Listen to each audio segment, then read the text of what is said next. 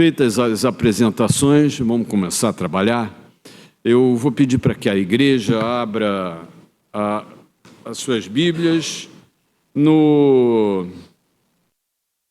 Evangelho segundo Lucas, capítulo 24, versículos 13 a 35. É um texto extenso, Lucas 24, 13 a 35, os discípulos no caminho de Emaús.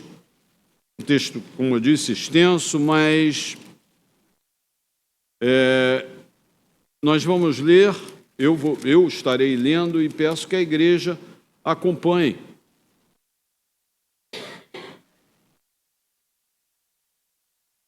Diz assim: naquele mesmo dia, 2 deles estavam no caminho para uma aldeia chamada Emaús, distante de Jerusalém, 60 estádios.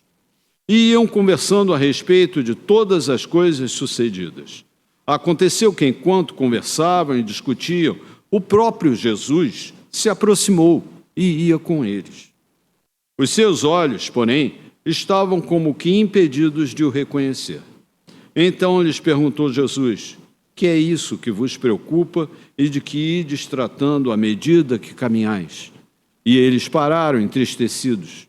Um, porém, chamado Cleopas, respondeu dizendo: és o único, porventura, que, tendo estado em Jerusalém, ignora as ocorrências destes últimos dias? Ele lhes perguntou: quais? E explicaram o que aconteceu a Jesus, o Nazareno, que era varão, profeta, poderoso em obras e palavras diante de Deus e de todo o povo, e como os principais sacerdotes e as nossas autoridades o entregaram para ser condenado à morte e o crucificaram. Ora, nós esperávamos que fosse ele quem havia de redimir a Israel, mas depois de tudo isto, é já este o 3º dia, desde que tais coisas sucederam. É verdade também que algumas mulheres, das que conosco estavam, nos surpreenderam tendo ido de madrugada ao túmulo, e não achando o corpo de Jesus, voltaram, dizendo terem tido uma visão de anjos, os quais afirmam que ele vive. De fato, alguns dos nossos foram ao sepulcro e verificaram a exatidão do que disseram as mulheres, mas não o viram. Então lhes disse Jesus: ó nécios e tardos de coração para crer tudo o que os profetas disseram. Porventura não convinha que o Cristo padecesse e entrasse na sua glória? E começando por Moisés, discorrendo por todos os profetas, expunha-lhes o que a seu respeito constava em todas as Escrituras. Quando se aproximavam da aldeia para onde iam, fez ele menção de passar adiante. Mas eles o constrangeram, dizendo: fica conosco, porque é tarde, e o dia já declina. E entrou para ficar com eles. E aconteceu que, quando estavam à mesa, tomando ele o pão, abençoou e, tendo-o partido, lhes deu. Então se lhes abriram os olhos e o reconheceram, mas ele desapareceu da presença deles. E disseram um ao outro: porventura não nos ardia o coração quando ele pelo caminho nos falava, quando nos expunha as Escrituras? Na mesma hora, levantando-se, voltaram para Jerusalém, onde acharam reunidos 11 outros com eles, os quais diziam: o Senhor ressuscitou, já apareceu a Simão. Então os 2 contaram o que lhes acontecera no caminho e como fora por eles reconhecido no partir do pão. Feche seus olhos, abaixe suas cabeças, vamos orar mais uma vez. Louvado seja o teu nome, Senhor, pela tua palavra, Senhor. Louvado seja o teu nome por essa oportunidade de meditar sobre ela, Senhor, de aprender mais de ti. Pedimos, Senhor, que nessa hora o teu Espírito Santo nos faça escutar a tua voz, Senhor, e transforme em nós aquilo que tu queres transformar. Eu te peço, Senhor, que tu estejas me usando nessa hora para trazer a tua palavra, a tua mensagem ao teu povo, para a edificação do povo, mas acima de tudo para a tua glória. que o teu nome seja exaltado aqui esta manhã, acima de todo nome. Em nome de Jesus. Amém. Você já passou por alguma situação em que a angústia e o medo tomaram conta de você num nível extremo? Acho que todo mundo já passou por isso, né? Daqueles que você fica paralisado.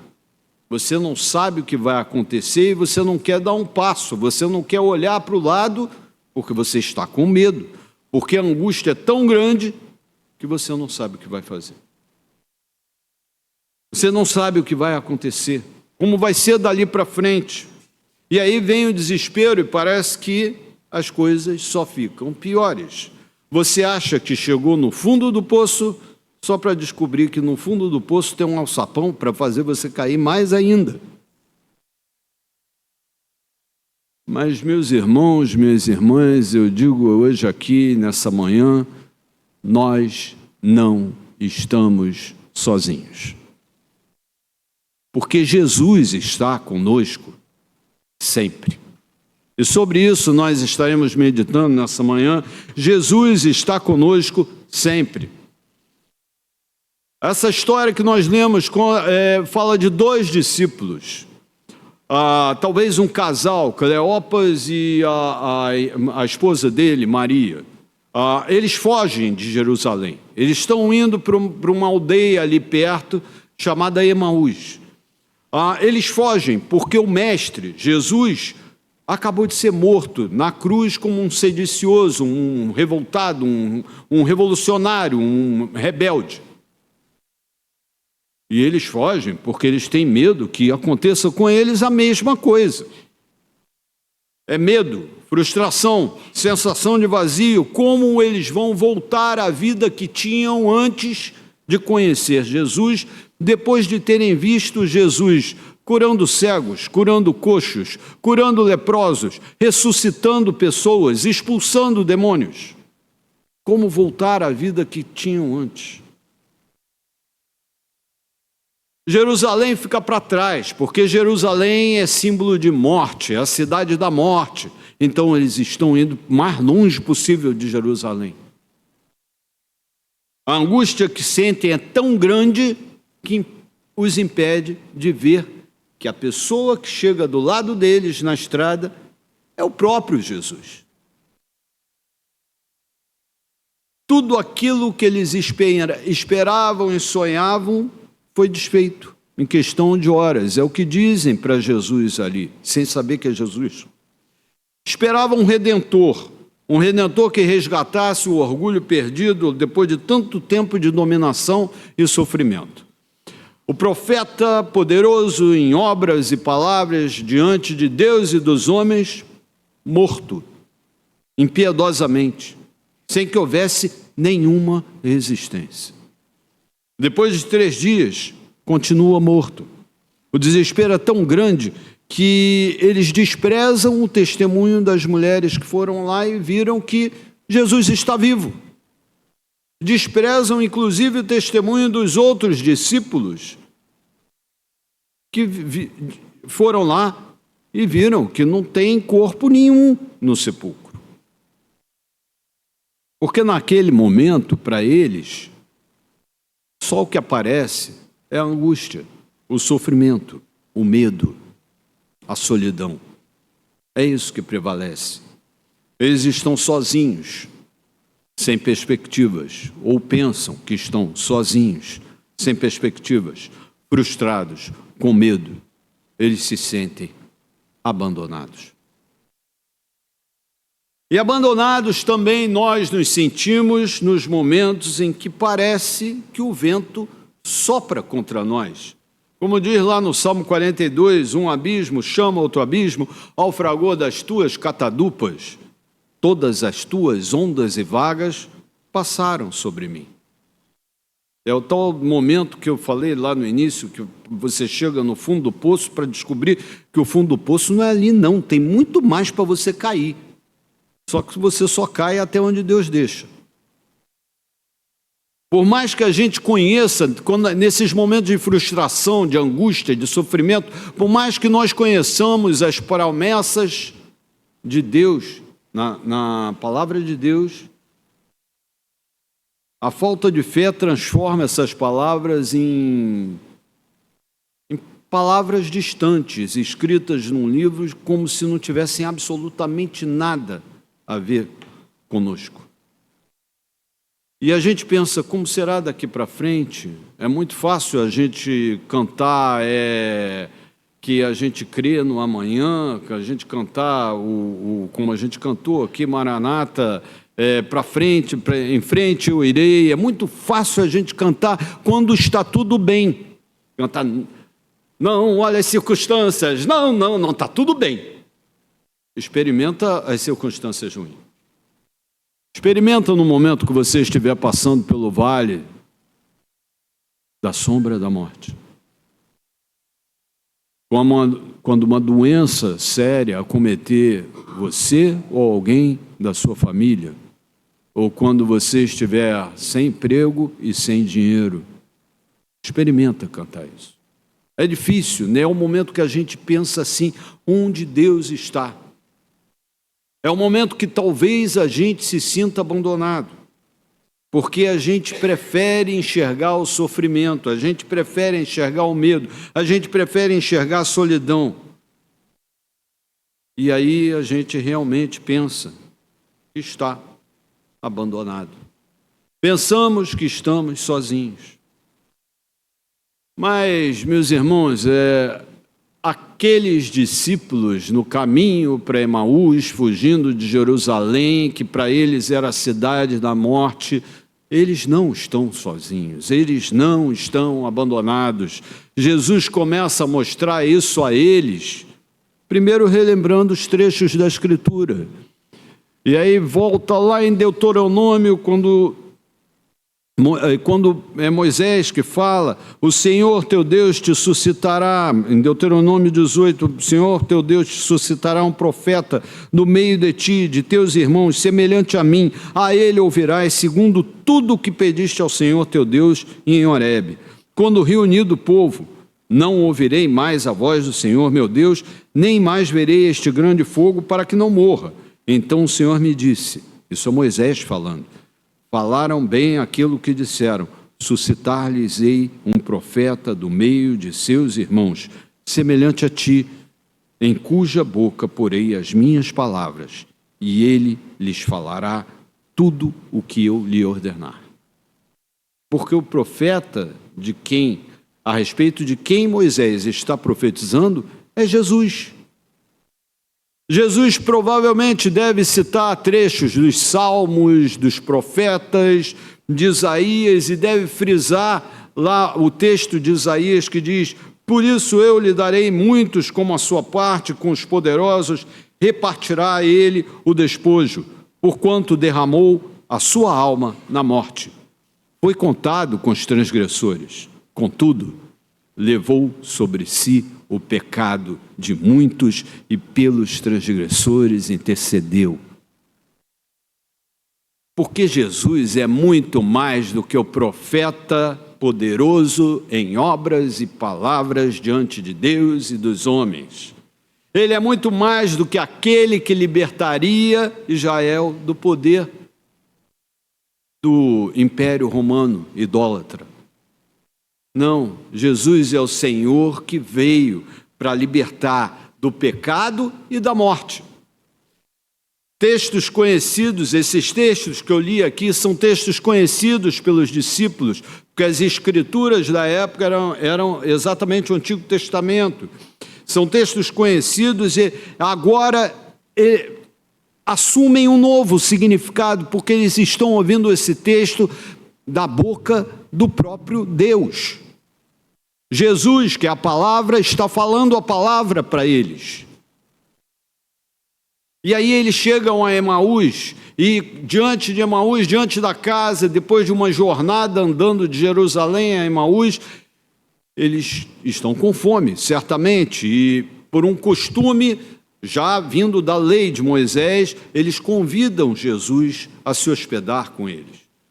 Uma vez dentro de casa, o que vai fazer? Depois de uma viagem longa, vai comer, né? Então eles vão cear. E no momento da ceia, meus irmãos, a gente conhece a história, no momento da ceia, é normal que o convidado parta o pão.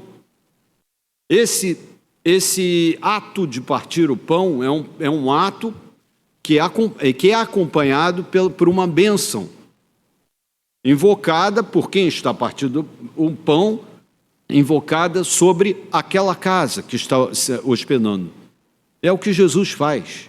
Só que naquele momento, para eles, a ficha cai, os olhos se abrem, porque aquele momento traz a lembrança deles, traz a memória deles, o momento em que Jesus partiu o pão pela última vez para eles. O pão mesmo, tá?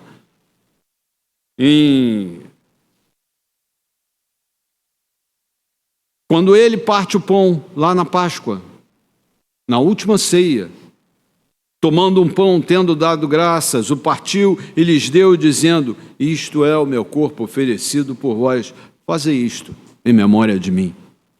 Traz a memória deles que Jesus partiu o pão, o seu corpo foi despedaçado naquela cruz por eles. E é o momento que eles enxergam que eles estão diante do próprio Jesus. A bênção que eles tantas vezes ouviram é normalmente proferida diante deles naquela casa em Emaús. E aí eles entendem que Jesus está com eles. Jesus esteve com eles durante todo o momento da fuga. Jesus vai continuar com eles como Jesus havia prometido. Seus olhos se abrem e eles conseguem entender que aquilo que as mulheres falaram é verdade.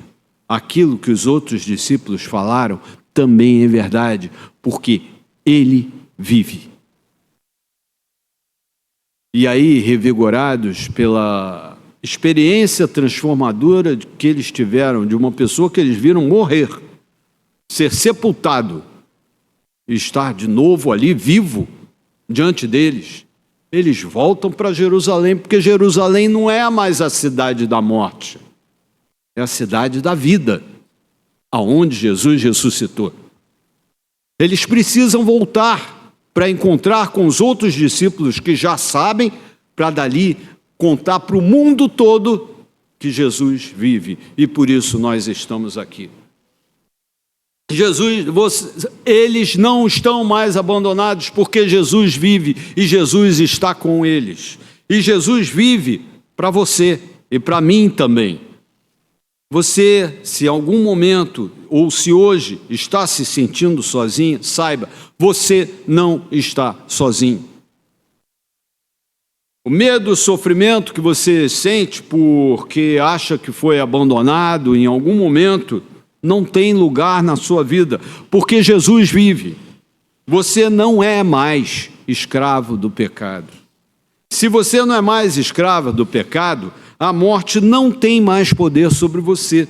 E se a morte, que é o último inimigo a ser vencido, não tem mais poder sobre você, os sofrimentos que vêm não têm poder mais sobre você ou sobre mim, não tem poder mais sobre nós. Porque Jesus vive. Isso não significa dizer que nós não sofremos. Nós sofremos. Nós sofremos, ficamos doentes, sentimos dor, sentimos tristeza, até angústia. Mas essas coisas não têm poder sobre nós, porque os sofrimentos do tempo presente não podem se comparar com a glória a ser revelada em nós. O apóstolo Paulo escreve isso para a igreja de Roma. Os sofrimentos do tempo presente não podem se comparar com a glória que há de ser revelada em nós. E essa glória começa a ser revelada a partir do momento que nós confessamos Jesus como Senhor e Salvador. A partir do momento que nós confessamos que reconhecemos que Ele nos libertou dos males deste mundo, de todos os males desse mundo. Então, por mais que nós passemos por sofrimento, os sofrimentos passam por nós. O que não passa é o amor de Deus por nós. O que não passa é a misericórdia de Deus por nós. O que não passa é a graça de Deus que nos sustenta e nos faz viver e nos fará encontrar com Ele para viver a vida eterna com Ele. Meu irmão, minha irmã, você não está abandonado ou abandonada, você não está sozinho. Se você foge da realidade que não consegue enfrentar, pode parar de fugir, porque Jesus está com você, o Espírito Santo consola, conforta, dá segurança, dá orientação para que você consiga corrigir os rumos que sua vida pode tomar. E se você não conseguir, Ele vai corrigir. Não se afaste do convívio com os outros discípulos, com a igreja, com a sua comunidade de fé. Volte para onde eles estão. Volte a congregar. Reafirme a sua fé, porque Ele vive, podemos crer no hoje, no que está acontecendo hoje. Porque Ele vive, podemos crer no amanhã. Cantamos isso. Não pode ser só a letra de uma música. Tem que ser realidade na nossa vida. Não precisamos temer a morte, porque a morte já foi vencida. Onde está a morte, a tua vitória? Onde está a morte, o teu aguilhão? O aguilhão da morte é o pecado, mas o pecado foi vencido. Então, se o pecado foi vencido, a morte também foi. Porque Jesus venceu. Ele vive. Nós não estamos abandonados, não estamos sozinhos, porque Ele está conosco.